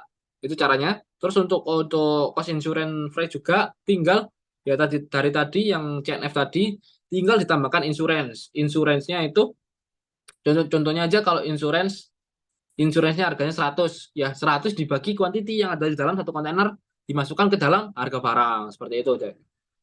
Nah, cek receiving terus habis itu setelah cek receiving kalian menawarkan ke customer kalian. Kalau misalnya ini yang FOB ya, menawarkan ke customer kalian atau yang CNF juga ini berlaku menawarkan ke customer kalian. Terus kalau untuk apa namanya mengetahui ada ETD dan ETA ya di sini ya. ETD itu estimate time departure dan ETA itu adalah estimate time arrival, itu kalian harus juga tahu. ETD ini 20 ETD 25. Contohnya saya nih. Saya ada pemesanan ETD 31. Itu berarti berangkatnya bukan tanggal 31 guys ya, tapi 5 hari sebelumnya. Kita harus melihat dari Open Seaway ya. Oke, ini pengetahuan buat kalian karena kalian selain harus mengetahui produk katalog, produk knowledge, produk knowledge, kemudian untuk mencari market, habis itu marketing dan lain-lain, kalian harus tahu soal shipping distribution ini tadi karena kalian bakal kejebak di sini kalau misalnya kalian nggak tahu. Oke, banyak sekali mafia shipping di sini. Kalau kalian tahu. Karena saya dulu juga pernah terjebak itu karena saya nggak diedukasi dengan baik. Akhirnya saya salah langkah, saya rugi beberapa dolar. Tadi sampai ini apa namanya? Sampai mana tadi ya? Oh ya, sampai OpenSeaway, sampai OpenSeaway. Jadi kalian harus tahu dulu OpenSeaway-nya kapan. Kalian harus tembak forwarding juga ya. Kalian harus tembak forwarding. Tapi kalau menggunakan forwarding sih memang diatur semua sama forwarding sih, tapi tidak ada salahnya jika kalian mengetahui ini. Supaya apa? Ketika kalian menghubungi forwarding atau jasa yang menjembatani kalian atau membantu kalian dalam kegiatan ekspor impor yang tadi, kalian tidak bisa dibodohi atau kalian itu pasti dilihat, wah orang ini melek tentang shipping dan lain-lain. Jadi aku nggak bisa mencari cuan lebih. Mungkin seperti itulah forwarding bilang. Jadi kalian harus tahu juga open seaway-nya. Misalnya aku staffing tanggal 31 ya. Aku staffing tanggal 31. Terus open seaway tanggal 26 ya. Open seaway tanggal 26. Berarti aku nggak bisa staffing tanggal 25 ya. Berarti aku harus staffing tanggal berapa? Ya tanggal 26 bisa. Terus close CY, sorry. Close CY, container yard, itu tanggal 29. Berarti apa? Maksimal staffing itu pada tanggal 29. Jadi nggak bisa tanggal 29 juga. Berarti maksimal staffing pada tanggal 28. Oke? Jadi ada kesempatan 3 hari untuk staffing, ada tanggal 26, 27, tanggal 28. Loh mas, Ya udah tak prepare aja tanggal 25. Jangan guys, karena apa? Kalian akan terkena yang namanya penumpukan di pelabuhan. Itu biayanya juga separuh sendiri dari ongkos EMKL kalian. Oke, EMKL ini apa? Ekspedisi muat kapal laut guys ya, jangan lupa. Ini adalah hal yang lumrah. Setelah kalian booking shipping, kalian kasih misalnya tanggal 31 kalian punya rekomendasi staffing schedule yang baik untuk customer kalian, oke? Terus habis itu jangan lupa untuk prepare draft. Draft yang biasanya prepare draft ini ada IPL, COO, PEB, dan BL ini tadi, oke? Jangan lupa untuk itu tadi. Nah, ini adalah dokumen-dokumen. Oke, lanjut. Kita masuk ke dalam dokumen yang kalian wajib tahu dalam barang dangerous good atau charcoal ini tadi ya, yang harus disiapkan untuk submit dokumen. Ini kalian sebenarnya apa namanya? Ini ada tugas forwarding, tapi biar kalian tahu juga ya, kedepannya supaya kalian tuh bisa berkembang. Ketika kalian ketemu sama orang itu kalian juga bisa paham. Jadi nggak apa ini funding, apa ini MSDS, nah, biar kalian tuh juga paham. Yang pertama ada invoice dan packing list, ada shipping declaration, watering. Nah, ini adalah 4 yang bisa kalian buat sendiri guys ya. 4 ya. Ada sebenarnya ada company profile dan foto produk. Berarti ada 6. Ini yang harus kalian buat sendiri. Kalau kalian ingin mengekspor sendiri guys ya, ini adalah dokumen yang harus dikirim atau disubmit untuk pemberangkatan ekspor. Ya, pertama ada invoice, packing list, shipping declaration, ada watering juga ya. Shipping declaration ini untuk memberitahukan kepada vessel kalian atau kapten vessel kalian ya. Vessel ini apa? Vessel ini kapalnya, dan vessel itu biasanya seperti ini. Adams 352N. Nah, 352N ini apa ya? 352N ini adalah voyage number-nya juga, jangan lupa. Terus ada watering. Watering ini adalah sertifikat yang menunjukkan bahwasanya charcoal kalian ini dingin, bukan dalam keadaan hangat atau panas masuk ke kontainer. Ini perlu. Oke. Self vetting test sama aja, sama kayak apa namanya? Nomor 4 juga, tapi biasanya self vetting test ini digabung dengan COA atau Certificate of Analyst, bisa masuk ke nomor 6 ini tadi. Ini agak typo juga nomor 6 ini tadi. Sebenarnya ini adalah Certificate of Analyst. Terus accreditation letter, oke? Accreditation letter ini traders nggak bakal bisa tahu. Maksudnya nggak bakal bisa punya karena accreditation letter ini adalah factory audit ya. Biasanya yang punya pabrik atau punya home industry yang dia FA-kan atau dia auditkan pada surveyor atau survei apa namanya pihak yang benar-benar berkompeten. Seperti apa? Karsurin dan Bejorindo. Terus yang 8 ada foto produk. 9 company profile kalian, perusahaan kalian, ada funding dokumen. 10. Funding ini apa? Funding ini kalau dalam kalau saya yang melalui Marsline, funding ini itu adalah petugas atau misalnya dokumen yang dikeluarkan oleh petugas surveyor ya, sifatnya adalah untuk menunjukkan bahwasanya charcoal ini benar-benar dalam keadaan layak untuk diekspor. Contohnya apa? Sesuai dengan HS code-nya, sesuai dengan mention-nya, misalnya wood charcoal ya wood charcoal, tidak bisa dimasukkan sawdust ya. Itu tadi kenapa charcoal digolongkan ya. Kalau nggak digolongkan ya sembarangan bisa. Tapi ada liners yang memang sembarangan itu bisa. Tapi ini adalah yang paling aman guys. Contohnya jadi itu ya, funding dokumen ini menunjukkan kelayakan barang kita untuk diekspor seperti itu. Terus ada MSDS, Material Safety Data Sheet. Nah, ini juga yang dimiliki oleh supplier atau produsen, guys ya. Tapi untuk meyakinkan buyer rata-rata kita mintanya itu MSDS, SHT sama COA itu tadi. Kalau MSDS itu jarang bisa dikasihkan, guys, karena supplier, karena di situ bersifat intern. Di situ ada struktur organisasi, nomor telepon, kemudian ada apa namanya laporan dalam produksi, ada apa lo info-info pabrik di situ ada semua. Mungkin itu yang bisa saya sampaikan, yang saya bisa jelaskan pada presentasi PowerPoint saya ini tadi. Dan mungkin terima kasih ya. Semoga bermanfaat untuk teman-teman sekalian. Bisa dilanjutkan dalam sesi tanya jawab. Oke, ya. Sebelumnya teman-teman tadi sudah perkenalan, nama saya Emil Satrio, perwakilan dari eksportir. Kalau ditanya, Mir, eksportir itu apa sih? Gitu ya. Jadi eksportir itu teman-teman merupakan salah satu produk dari PT Eksportir Karya Indonesia. Gitu. Yang kita tuh fokusnya itu di ekspor logistik. Di mana mimpi kita atau impian kita itu tuh menjadi pionir, Mas, menjadi pionir dalam hal ekspor logistik. Berarti Gitu di ini sebelumnya belum ada nih. ya. Sejauh ini sih kita yang pertama, Mas, gitu. Kayak contohnya nih, apa sih pionirnya tuh dalam hal apa gitu ya. Hmm. Kalau dulu kan teman-teman dan Mas Bintang juga mungkin ya, kalau mau pergi kemana-mana nih, itu tuh harus pergi ke terminal dulu atau pergi ke ojek pengkolan gitu kan. Baru baru deh tuh bisa pergi kemana, ya kan.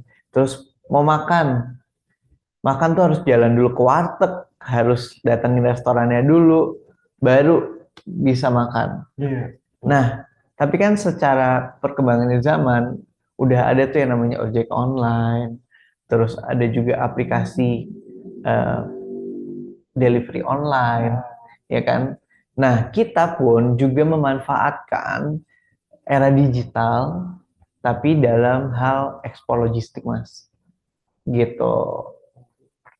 Jadi, kita mau memudahkan teman-teman untuk ekspor, atau bisa dibilang berbisnis di ekspor logistik. Itu tuh dengan memanfaatkan era digital, Mas. Jadi Gitu. kita nggak konvensional lagi ya kalau buat misal booking freight Betul. segala macam. Jadi kita bisa langsung lewat aplikasi aja gitu. Betul banget. Dan eksportir ini hadir tuh sebenarnya for your information nih, buat teman-teman juga. Eksportasi itu tuh nggak cuma di tahun ini, tapi kita di tahun lalu pun juga pernah mengadakan. Dan eksportir hadir itu juga salah satunya karena banyak banget feedback dari teman-teman eksportir jago, itu sebutan dari komunitas kita, Mas, anggota komunitas kita, tentang kendala-kendala yang terjadi saat mereka mau ekspor gitu. Mungkin Mas operator bisa Kendalanya next apa aja slide tuh, nih. Mas? Oke, kita bakal breakdown beberapa kendalanya. Yang pertama itu ada persyaratan ekspor, Mas.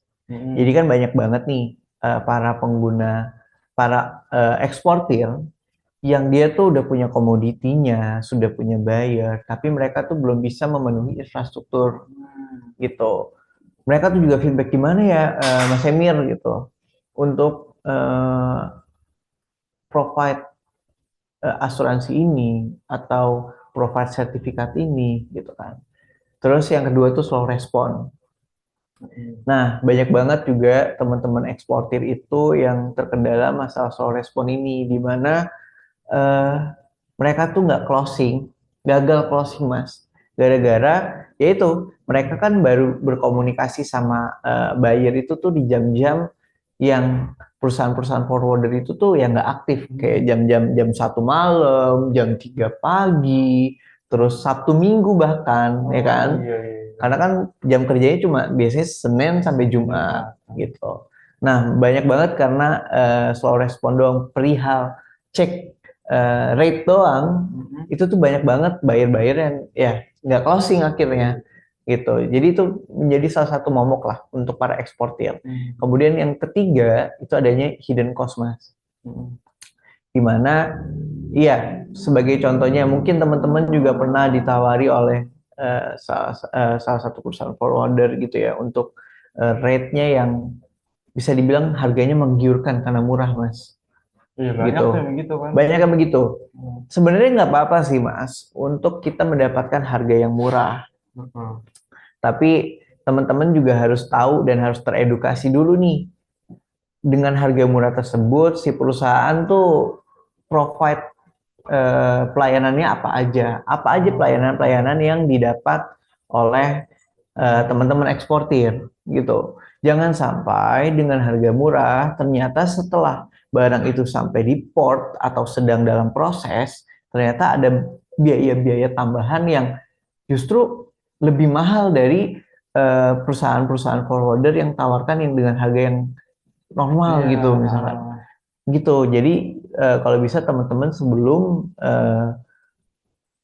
memanfaatkan harga murah tersebut, jadi saranku teman-teman tuh bisa cross check dulu apa aja sih layanan-layanan yang diberikan gitu.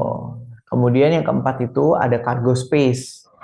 Ini masalahnya apa nih Mas? Nah, kalau cargo space ini juga ada nih, kebetulan teman juga sih, gitu Ya. kan. Kebetulan dari teman juga bilang kayak, Mir, nih kok gue udah pesen nih untuk pengiriman gitu ya. Waktu itu saya lupa kemana, tapi yang dia bilang, tapi kok kontainer gue nggak jalan-jalan ya, gitu. Jadi di delay. Keberangkatannya di delay. Itu banyak banget juga ternyata setelah saya research nih Mas Bintang, research gitu ya, ternyata banyak masalah untuk pendelayan dari pengiriman. Dan itu kan takes time ya. Kalau udah takes time pasti juga takes money juga, karena pasti sewa warehouse-nya lebih panjang ya kan. Nah, terus yang terakhir tuh ada destination service. Nah, Mas Bintang dan teman-teman nih, tahu nggak sih setelah di research ini, menurut Mas Bintang yang pemula tuh cuma eksportir aja atau gimana? Iya, biasanya sih begitu kan. Kalau buyer biasanya karena dia berani beli di luar negeri, harusnya dia udah punya infrastruktur yang sama kemampuannya. Nah, ternyata fakta lapangan ini teman-teman dan Mas Bintang, yang jadi pemula itu nggak cuma eksportir, tapi buyer pun itu juga ada yang pemula, Mas. Baru tahu saya ini. Nah, iya, jadi contohnya buyer pemula itu kalau teman-teman nggak tahu, itu tuh buyer-buyer yang dia tuh belum bisa provide infrastruktur impor, gitu. Jadi banyak banget barang-barang yang ketahan atau malah nggak bisa atau tersegel pun karena ya bayarnya pemula. Jadi nggak bisa urus dia ya. Nah, itu kan menjadi problem lagi dan malah jadi terjadi kerugian bagi si eksportir gitu. Nah, karena masalah-masalah ini eksportir itu hadir. Mungkin Mas operator bisa next slide dulu. Nah, eksportir itu hadir menjadi solusi dari masalah-masalah tersebut, Mas. Tadi yang pertama masalah dokumen ekspor. Iya. Ekspor. Nah, di ekspor itu teman-teman juga bisa kita bantu untuk masalah pelengkapan dokumen-dokumen ekspor. Tapi yang kita harapkan adalah fitur ini nih cuma dipakai untuk pengiriman-pengiriman awal, Mas. Jadi paling tidak sampai infrastruktur dari teman-teman sendiri tuh settle. Jadi kita mau teman-teman juga bisa mandiri untuk dokumen ekspornya. Kemudian yang kedua itu slow respon. Karena kita digital, jadi kita tidak memiliki batas waktu dan ruang. Dan teman-teman mau ngapain aja tuh bisa untuk chat trade, bahkan sampai order pemesanan untuk pengirimannya tuh bisa gitu loh. Jadi kita mau memangkas waktu yang sebenarnya teman-teman eksportir tuh nggak perlu ngalamin itulah gitu loh. Kalau bisa cepat kenapa enggak, ya kan? Biar cepat closingnya juga. Benar. Terus yang masalah yang keempat itu kan hidden cost, Mas. Tadi kan hidden cost. Nah, di eksportir ini kita bakal nyediain kita bakal ngasih tahu nih detail-detail layanan yang teman-teman mau dan harga-harganya. Karena eksportir itu mengenai harga itu real cost dan juga fixed cost dan juga real time. Gitu. Jadi nggak ada biaya-biaya tambahan. Palingan kalau ada biaya tambahan pun itu mungkin ada dokumen-dokumen yang kurang. Jadi admin kita bakal menghubungi teman-teman untuk ngecek nih, ini benar nggak gitu ya, atau oh Mister atau Miss ternyata ada yang kurang nih, gitu gimana gitu. Karena kita juga nggak mau main kirim-kirim aja tanpa mengedukasi dari user-user kita, Mas. Gitu. Kemudian ada cargo space. Nah, karena eksportir itu basicnya digital, jadi semua status, semua semua alur itu bisa dilihat dari aplikasi gitu. Jadi teman-teman bisa tahu, barang saya posisinya di mana, sedang prosesnya apa nih, dokumennya sudah di clearance, itu udah terlihat semua di aplikasi eksportir. Kemudian yang terakhir itu kan masalah destination service. Nah, kita punya tim-tim, perwakilan-perwakilan dari tim eksportir di banyak negara yang siap membantu teman-teman. Misalkan teman-teman mau kirim barangnya itu sampai di alamat tujuan, itu kita juga bisa.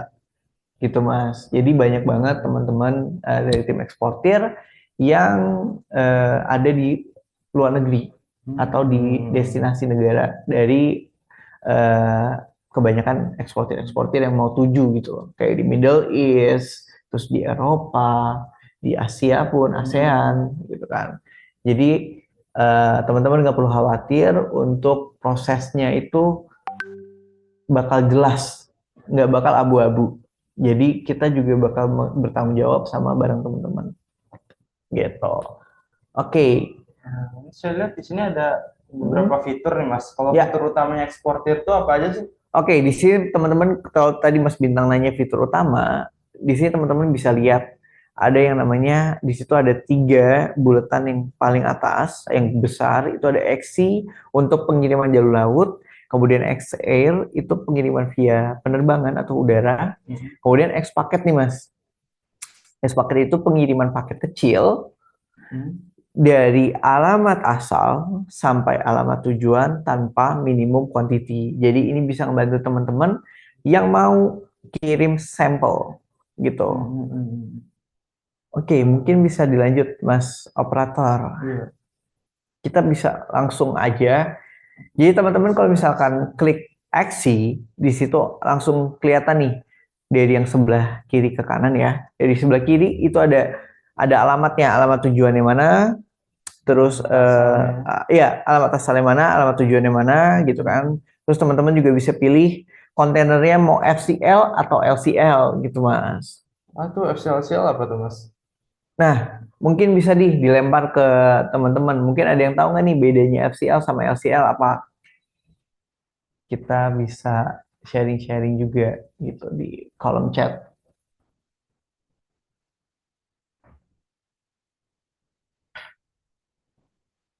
Oke. Jadi Mas Bintang, FCL dan LCL itu bedanya, kalau FCL itu full container load, di mana satu kontainer itu berisikan satu shipper atau satu pengirim gitu. Jadi teman-teman eksportir kalau milih FCL ya satu kontainer itu punya teman-teman aja gitu, satu barang, satu komoditi lah bisa dibilang.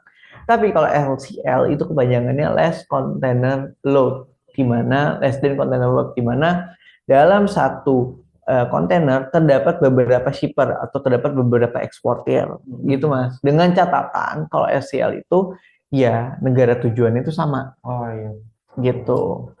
Kemudian teman-teman juga bisa langsung pilih barang umum, pertanian, dan penanganan khusus. Disesuaikan sama komoditi teman-teman. Nah, di sini juga teman-teman langsung bisa lihat ada list-listnya gitu ya. Di situ ada list-list barang, dan itu list barang yang pernah kita handle via aplikasi, Mas. Gitu. Kalau misalnya barang kita nggak ada tuh gimana tuh? Nah, kalau barangnya nggak ada, bisa langsung aja, bisa dicari aja turunannya misalkan, atau pengelompokannya. Gitu. Misalkan, gitu ya? Iya, misalkan vanili. Oh, vanili nggak ada. Oke, bisa ke rempah. Gitu. Atau memang itu kategorinya apa nih, Mas ya? Bisa langsung tanyain ke admin eksportir, nanti kita bisa bakal bimbing teman-teman juga gitu loh. Kemudian isi subkategori barangnya di situ, kemudian pilih nih 20 standar atau 40 standar gitu. Itu apa tuh, Mas, maksudnya? Oke, 20 standar itu atau 40 itu tuh jenis besaran atau jenis kontainer besarnya berapa. Ada 20 sama 40 feet. Nah, khusus di eksportir itu tuh kita udah bisa provide dua jenis kontainer. Yang pertama itu standar, ya general cargo bisa dibilang, sama river. River apa tuh? River tuh yang punya pendingin. Oh, gitu. iya. Oke, terus ketika teman-teman udah klik dapatkan harga terbaik, nah di sini kita teman-teman langsung udah dapat nih biaya freight-nya Mas, secara fixed cost. Kemudian teman-teman bisa langsung klik aja. Kita juga bisa provide port of origin-nya, terus yang di port sananya juga kita bisa provide gitu loh. Jadi teman-teman langsung aja klik book now. Setelah teman-teman checklist apa aja yang diinginin oleh teman-teman gitu loh. Kayak misalkan kopi ya, berarti harus karantina. Iya. Gitu. Harus ada sertifikat fitosanitarinya Mas. Gitu. Kemudian setelah book now, selanjutnya teman-teman langsung kelihatan detail dari pemesanannya Mas. Oh, di kanan nih ya? Dan di situ juga bisa kalau butuh packaging baru, ya kita bisa provide itu. Kalau itu ada tombol asuransi itu gimana Mas untuk penggunaannya? Nah, ini yang salah satu fitur yang keren di eksportir Mas. Jadi kita semua pengiriman, mau jalur laut, jalur udara, atau ekspaket, itu tuh kita bisa provide untuk asuransinya. Gitu. Jadi teman-teman tinggal klik aja asuransinya, nanti kita bisa kalkulasiin sendiri, teman-teman bisa isi detailnya berapa harga barangnya, nama barangnya apa, nanti kita bisa kasih biaya berapa yang di cover gitu loh. Jadi kan kadang-kadang kan buyer, Mas, I want to check rate about CIF rate gitu kan, atau itu tuh kan kalau I-nya itu kan insurance. Jadi asuransi ini berguna untuk itu Mas. Gitu. Oke, Mas operator mungkin bisa langsung next nih. Nah, kalau teman-teman dari yang sebelah kanan itu teman-teman scroll, itu teman-teman juga bisa di situ ada pallet wrapping, itu saya warehouse, kemudian isi info penerimanya secara detail gitu. Ketika teman-teman book now, teman-teman bisa langsung tuh pilih metode pembayarannya, ada virtual account, bank transfer, sama e-wallet gitu. Dan kita untuk e-wallet kita GoPay Mas sementara. Ada limitnya nggak Mas? Nah, untuk limitnya di GoPay itu kita kalau nggak salah 20 jutaan Mas. Oh, 20 juta. Iya, itu. Terus teman-teman bisa lanjutkan transaksi dan keluar nih sama di ordernya. Semua detail barangnya, detail kontainer, kemudian portnya dari origin port dan destination port, kemudian harga-harga detailnya berapa. Nah, terus kita juga ketika teman-teman klik order sekarang, nanti ada admin dari eksportir yang bakal hubungin teman-teman via WhatsApp untuk clearance Mas. Gitu. Jadi kita nggak main proses aja. Gitu, kita harus tahu dulu, oh ini barangnya bener yang ini, kayak tadi kopi, oke kopi gitu ya. Terus teman-teman misalkan kelupaan untuk klik MSDS, nanti admin kita bakal mengingatkan, oh Mister atau Miss, kalau kopi ini butuh MSDS, kalau kopinya bubuk gitu. Kalau kopi ya bubuk dan itu butuh fitosanitari juga gitu kan. Gitu. Jadi teman-teman tenang aja, setelah klik order teman-teman nggak bakal dibiarin gitu aja kasarnya gitu. Pasti bakal ada admin yang bakal ngebimbing dan menginformasikan untuk status pemesanan. Gitu. Mungkin bisa langsung next Mas operator. Nah, di sini XR gitu ya Mas ya. Di sini kita bisa sama detail barangnya tinggal diisi. Dan di situ ada pembedanya nih Mas. Di situ ada kuantitas, terus kemasan, panjang, lebar, tinggi dari kemasan tersebut, kemudian berat. Nah itu kenapa ada di situ Mas? Nah, kalau di fitur XR untuk berat yang kita hitung itu berat volume atau volume weight, di mana nanti teman-teman nih kalau kuantitas gitu ya, kalau di sini tuh kuantitas itu tuh kuantitas per pack Mas, atau per box gitu. Misalkan, oh iya saya mau Mir, gue mau kirim nih kopi misalkan 10 box gitu ya. Total berat semuanya itu bisa dibilang sekitar 100 kilo gitu ya. Nah, teman-teman langsung masukin aja kuantitasnya 1, berat ini kuantitasnya itu 10 dan beratnya itu berat per 1 kemasan. Oh, berarti bukan totalnya ya? Bener gitu. Itu salah satu hal yang kita masukin ke dalam aplikasi untuk bisa tahu volume weight-nya berapa. Gitu. Jadi teman-teman nggak perlu lagi ngitung-ngitung satu-satu lagi dibagi 1 juta, ya kan? Bingung banget tuh Susah. pasti. Jadi teman-teman tenang aja, di aplikasi ini udah punya logic yang ngebantuin teman-teman untuk tahu harga dari volume weight teman-teman itu berapa.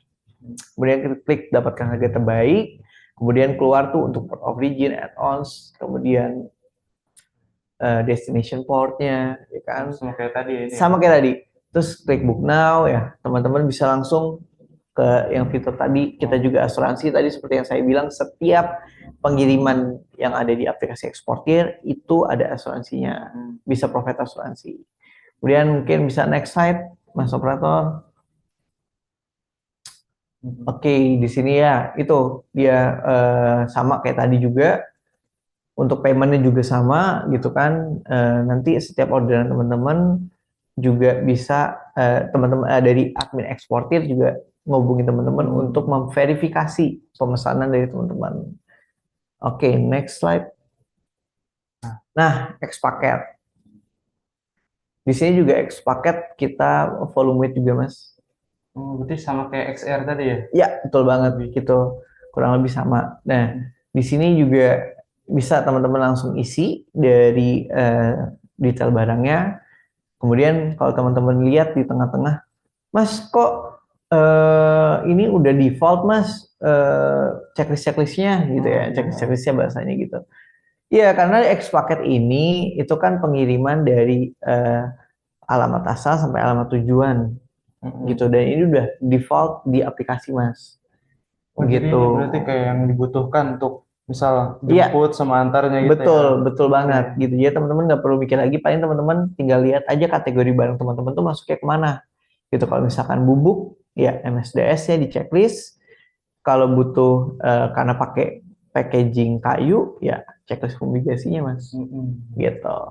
Ketika teman-teman book now ya pindah ke yang sebelahnya, sama kayak tadi kita juga provide untuk asuransinya. Gitu. Next slide, Mas. Oke, di sini juga sama tadi informasi pengiriman. Terus ketika teman-teman klik book now juga di situ juga langsung ada pilih metode pembayaran, kemudian di situ summary ordernya sama keluar juga. Jadi teman-teman tuh nggak perlu lagi khawatir berapa yang harus dibayarkan karena kita tuh sudah terlihat detailnya. Gitu. Selain 3 fitur ini lagi, ada fitur lain nggak Mas? Ada, tenang aja. Mungkin Mas Operator bisa balik ke slide solusi deh.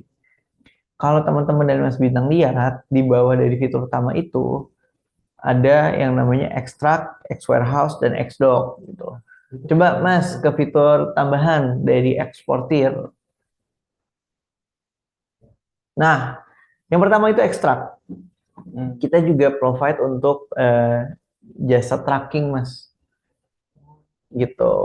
Jasa tracking, dan yang membedakan itu adalah kita punya banyak jenis armada. Dari yang pick up kecil sampai wing box. Gitu. Terus kalau misal titik pengantarannya itu dari mana sampai mana tuh? Intinya kita kalau dieksportir, sementara diekstrak, itu kita udah provide di Pulau Sumatera dan juga Pulau Jawa. Gitu. Tapi nanti ke depannya kita bakal development, ya kita masih ada development tentunya. Kita bakal hadir di Kalimantan, di Sulawesi, di Bali, biar teman-teman eksportir jago tuh lebih mudah lah dalam melakukan pengiriman.